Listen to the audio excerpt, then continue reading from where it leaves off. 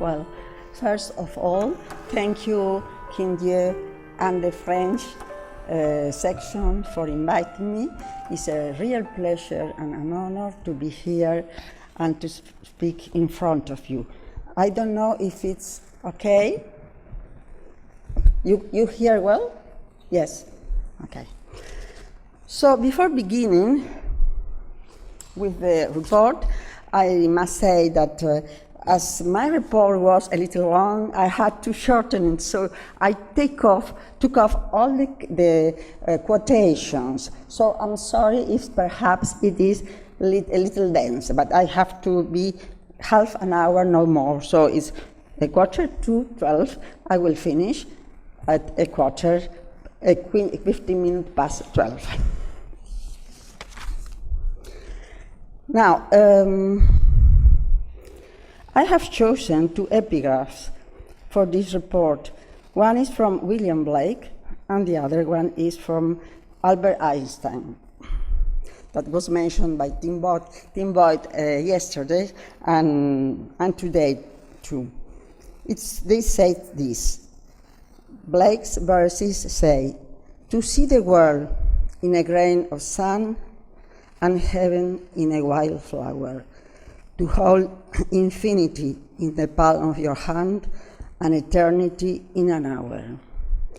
And Einstein said, "The finest emotion of which we are capable is the mystic emotion. Herein lies the germ of all art and all true science." Well, and the introduction.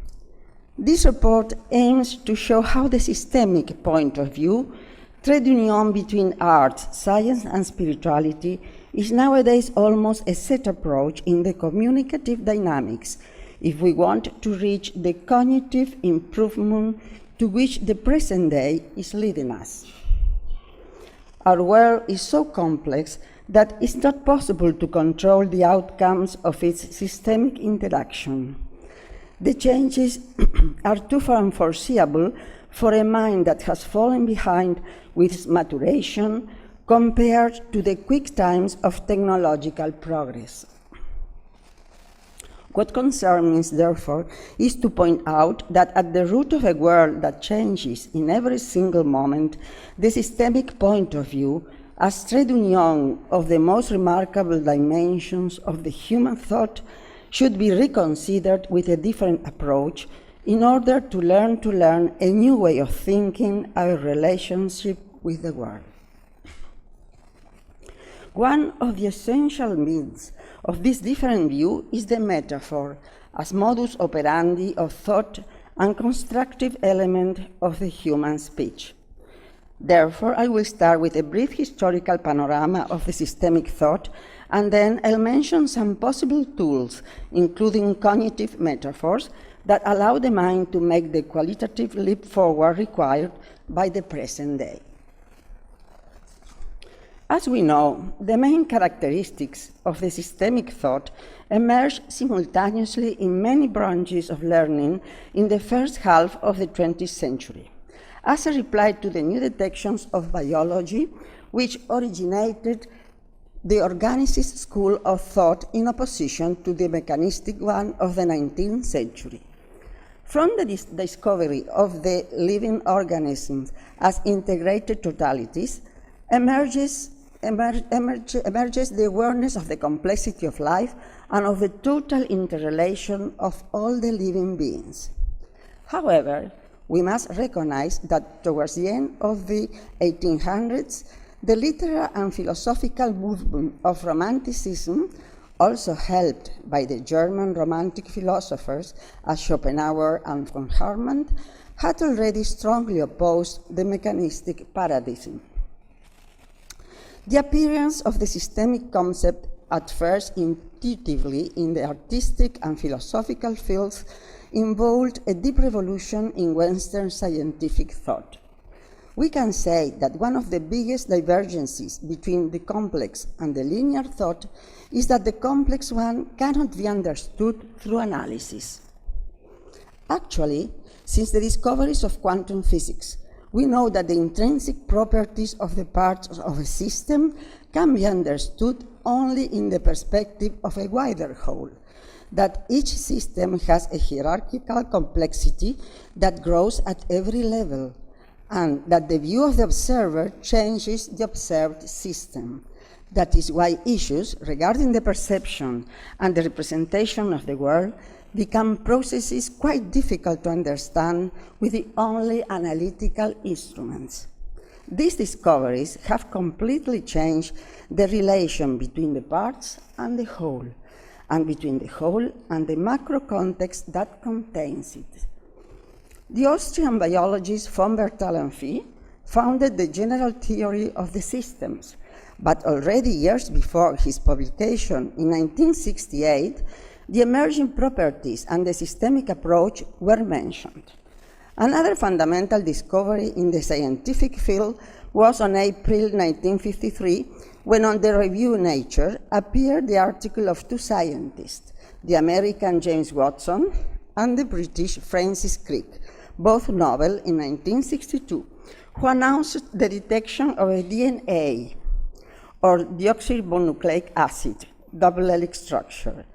The connection between researches on DNA, the systemic perspective, and the virtual technologies have led in the last years to surprising results with regards to cells and the neural synapse of the brain, also in the relation between the brain and the various theories of mind, and have also amplified and linked seemingly distant issues such as the interaction among metaphor, cognitive modalities, and word representation. Until that moment, that is, until the middle of the 20th century, especially in Europe, the relation between science and what was promulgated by the philosophical and spiritual theories wasn't the best, because the concept of knowledge wasn't yet globalized. Then there was the great information explosion of the 80s, with the massive use of the internet and of a more and more sophisticated technology. And the world has extraordinarily changed ever since. Equally, in the last 30 years, we have witnessed such expansion of scientific discoveries that the specific competence in an only branch of knowledge has become obsolete. The human mind has to quickly adapt to collective knowledge, to the concepts of interdisciplinarity, of interrelationship, of transverse and polysemous meanings, and all these require an enormous perceptive and mental openness, a cognitive improvement that not everyone was able to face, as the explosion of knowledge is like what is called rhizomatous labyrinth, a no-center labyrinth in constant expansion. For this reason, the learning methods for new generations are radically changing, seeing that with the new technologies, their mind has changed and is not able to acquire knowledge in the same way it was learned 30 years ago. Nowadays, the school is metaphorically described as becoming liquid, where the learning environment is not the traditional classroom anymore, but a polycentric space where the frontal lesson is replaced by the collaborative processes that doesn't pass on knowledge anymore. This implies for the teachers a great adaptation effort in the transition from the traditional teaching to a new model of sharing research courses with the students. It's a new perspective that involves big cognitive and communicative changes in the family and in the society. These changes urge us to rethink the spiritual research approach in order to be able to also involve the new generations in an effective way. Among the fundamental changes of our living global society, there are the communicative dynamics that, due to the increasingly wider interdependence of knowledge, together with the spreading of tablets and smartphones, led to a crisis in the listening and mutual coexistence dynamics, and forced to a creative management of conflicts. The pleasure to listen, to know how to observe and to share, where possible, the new points of view with more awareness becomes, in this type of complex society, an art that is important to learn if we don't want to surrender to the world crisis that is foreseen in a short while. On this point, it is pertinent to remember the two perspectives considered important in The World of Complexity by Gregory Bateson, renowned scholar in the social sciences. I'm referring to the dynamics of humor and to the cognitive input of the emotions. From a phenomenological point of view, these two perspectives, in addition to metaphors, allow us to get out of the linear frames in which we are immersed, which are parts of our way to perceive the world. They are means to combine with the learning metaframe. When we get to understand concepts such as deuterolearning, that is, learning to learn, or second-degree learning, we realize that almost none of us, according to the Western culture where we were brought up, can explain how we could get ahead with this deuterolearning. Actually, we all think to know how to look at a work of art, to read a good book, or to understand a new scientific discovery, and more at ground level, our neighbor's world. Yet, it doesn't mean that beliefs are entirely in accordance with facts. This is proved by the quantity of communicative conflicts among the different fields of knowledge. These conflicts are generated by mostly unconscious beliefs, but as Theosophy teaches, and psychology too, they can be modified. As for example, believing that it is necessary to control the emotions to handle impulsiveness, whereas on the contrary, it is not control that makes us aware.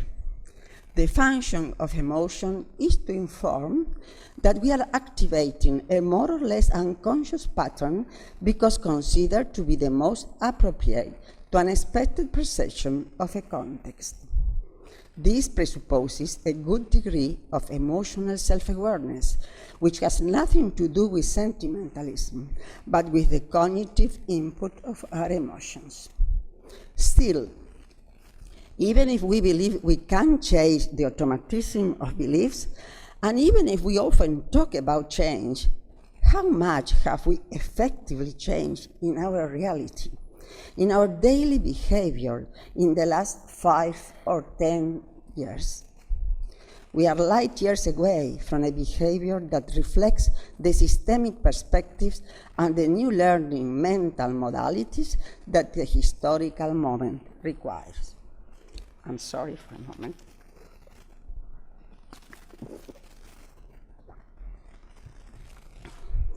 One of the tools which help us understand this improvement is the cognitive metaphor, a fundamental element of study in the nowadays scientific research. We know that from Aristotle onwards, the metaphor from the Greek metaphorein, to move over out of the original field, was a rhetorical figure based on analogy, suited to embellish the language of poetry, which implied an unusual use of the language. So the metaphor was considered the key factor of all the art forms. Indeed, the symbols and metaphors of the various types of art and literature have been, over the centuries, privileged means that have helped the human mind not only to open new windows on the internal and external realities, but also to let emerge and to remodel the hidden aspects of the psyche so as to often allow it to transcend the frontiers of the eye. However, around the 70s, a new epistemological attention about metaphors was born, when its peculiar complexity is understood as modus operandi of thought, and not only as an essential constituent of language.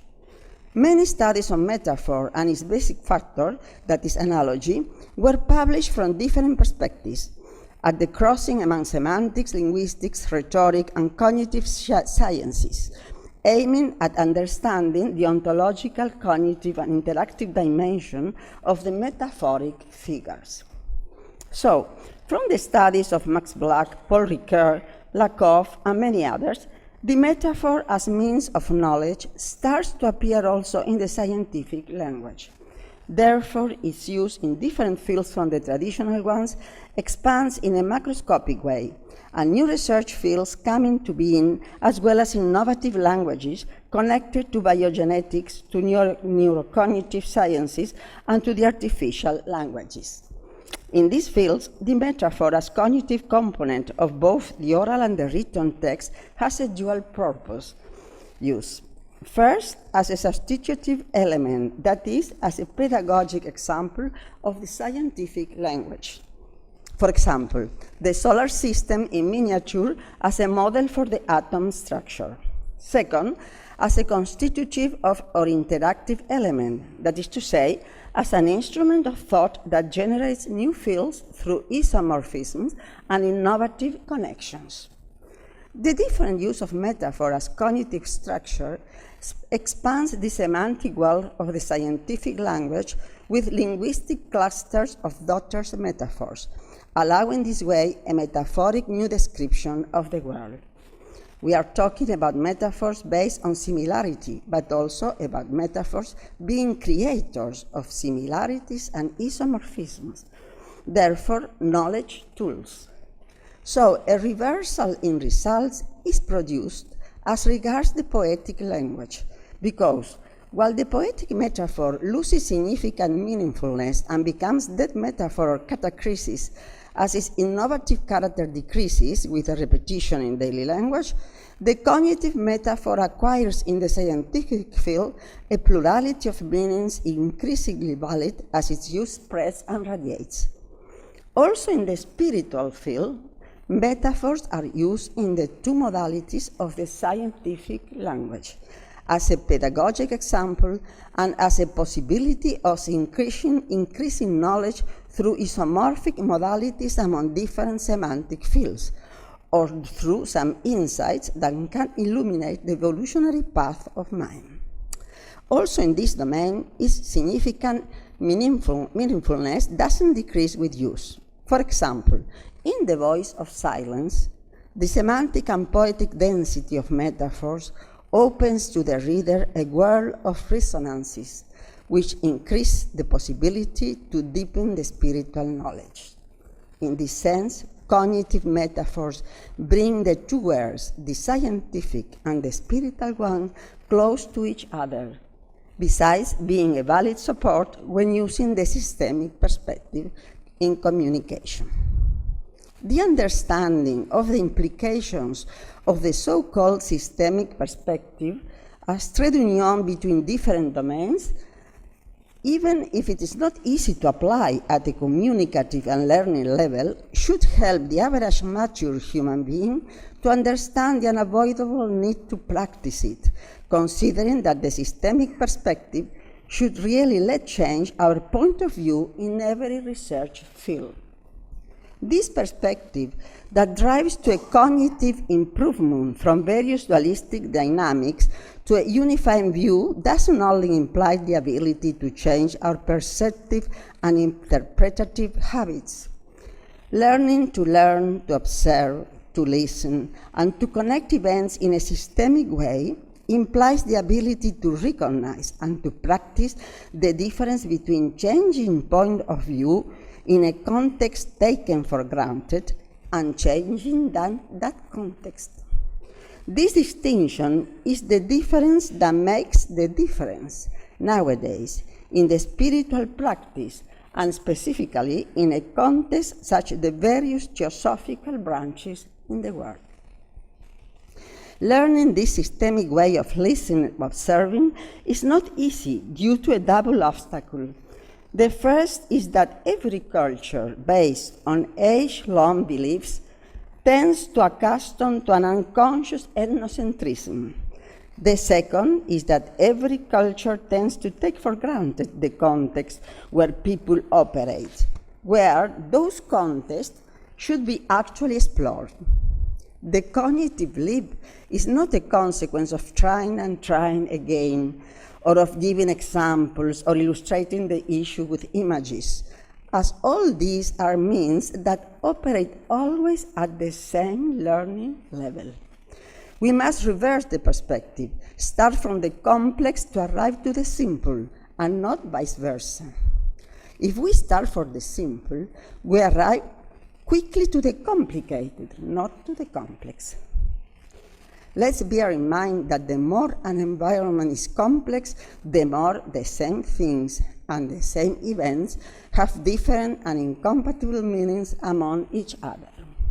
This means that we must pay attention to the interface situations, to the non-reductionist communicative competence consisting of the following triad. Active listening first. Second, emotional self-awareness. And third, creative conflict management. It is a triangle that requires practice in the 3 dimensions. If one is missing, then the dynamics doesn't work well. Putting in practice this triangle implies accepting and active listening in order to create a mutual interaction in groups working. For example, Theosophical groups working. It implies managing the conflicts creatively without the urgency to judge. It implies being aware of the possible tensions or emotions underway. It implies getting used to a pluriverse rather than to a universe world model, as Tim Boyd said yesterday. It also means humbly accepting the embarrassment for mistakes and the discordances as to someone else's comment. This interdialogic wrong footing is an increasingly complex world, allowed to our small eye to understand that he's not important, that his being a grain of sand in the universe must be reconsidered in the plural game of a community aiming to the oneness of life as a fraternal chance to be one in the diversity. In this sense, the humoristic approach, based on the dialogue with our own emotions and the negotiation, this one was said, I think, was said by Kim Jue yesterday. So, the humoristic approach and the negotiation on our own and others' identity are a fundamental part of the interactive dynamics. The good communicator's ability will therefore manifest itself not so much in observing the difference in the behavior as in knowing how to move among the circular processes and the dynamics of mutual coordination and context changes. And now the conclusions. At this point, what could be the conclusions? We know that it is not easy to let our mind make a cognitive leap and to widen our awareness. It wasn't easy in the past, and it is even more complicated in our complex present. It is no accident that the first 2 requisites of the spiritual path have always been over the centuries viveka, discernment, and vairagya, detachment, which acquire today, so to say, an even deeper meaning in the light of the new issues created by the virtual world and by the rapidity of the scientific discoveries. Still, the history of human evolution teaches us the importance of challenging our eyes in action and embarking on an adventurous journey towards the unknown regions of the new behaviors required by the systemic perspective. The urgency of the moment demands to change in order to understand, and not to understand in order to change, because the last option would need time that we don't have anymore. This means that the human being must accept to make the conscious leap which will allow him to move in the relational field of the already mentioned triad, in an alternative epistemology where the observer is not only part of the observed system, but also conscious of the process, and can watch himself moving in and out of the communicative circularity. This applies not only to the context of scientific research, but also to the ones of spiritual research. In The Biology of Belief, Bruce Lipton describes how this research on cells totally turned upside down his view on reality. by building new bridges between the worlds of science and spirit. In Lipton's opinion, only when both the perspectives will be put together, we will have at disposal the means to create a better world. I think he has left out that changes in the world originate from a substantial transformation in mankind's consciousness, as Krishnamurti explained for years. Our biosphere has been marked by at least 5 mass extinctions, each of which has almost swept away the entire planet life. So if we are not able to quickly change our biological programming through a deep transformation of our awareness, we won't be able to resolve the next seaswell extinction that will be caused this time by man's blindness. Only by triggering a new way of thinking, observing, and listening, creative solutions can be found, as Einstein would say, to problems caused by the old way of thinking. And only this way, science and spirituality, in an increasingly complex world, will be able to proceed in a one joyful dance involving them both. And I would like to believe with a very, very short Krishnamurti quotation that says that we are facing a tremendous crisis, a crisis which the politicians can never solve because they are programmed to think in a particular way, nor can the scientists solve or understand the crisis.